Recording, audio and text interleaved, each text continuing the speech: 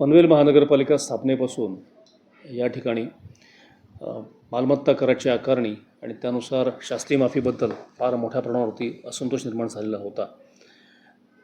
सुमारे 2100 कोटी मागणीपैकी 1800 कोटी इतका फार मोठ्या प्रमाणावरती या ठिकाणी थकबाकी निर्माण झालेली होती. या बाबतीमध्ये अनेक संघटना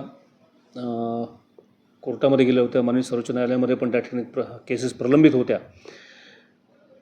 या अनुषंगाने माननीय मुख्यमंत्री महोदय, माननीय उपमुख्यमंत्री महोदय, या मतदारसंघाचे असलेले खासदार बारणे साहेब, स्थानिक आमदार श्री विक्रांतजी पाटील आणि श्री प्रशांतजी ठाकूर साहेब, सर्व नगरसेवक या सगळ्यांचा फार मोठ्या प्रमाणावरती फॉलोअप या ठिकाणी चालू होता.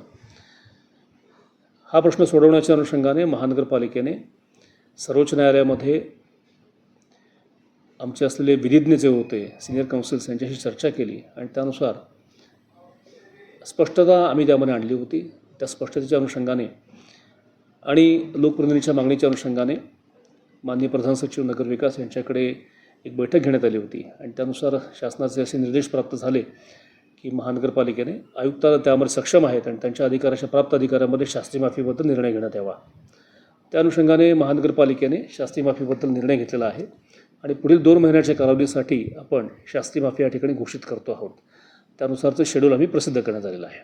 18 जुलैपासून ते 15 ऑगस्टपर्यंत आम्ही 90% शास्ती माफी करतो आहोत आणि त्याच्यापुढे प्रत्येक 15-15 दिवसाच्या स्लॅबनुसार आपण त्यामध्ये 75%, 25%, 50% आणि 25% असं 2 महिन्याचा आम्ही उपक्रम त्या ठिकाणी राबवत आहोत. शास्ती माफीची ही योजना जी आहे ती एक वेळची आणि अंतिम बाब म्हणून एक अंतिम आम्ही घोषित करतो आहे. त्यापुढे शास्ती माफी होणार नाही. त्यामुळे सर्व नागरिकांनी जास्तीत जास्त ह्या अभय योजनेचा फायदा घेऊन शास्ती माफीमधून आपले लाभ घ्यावा ही विनंती.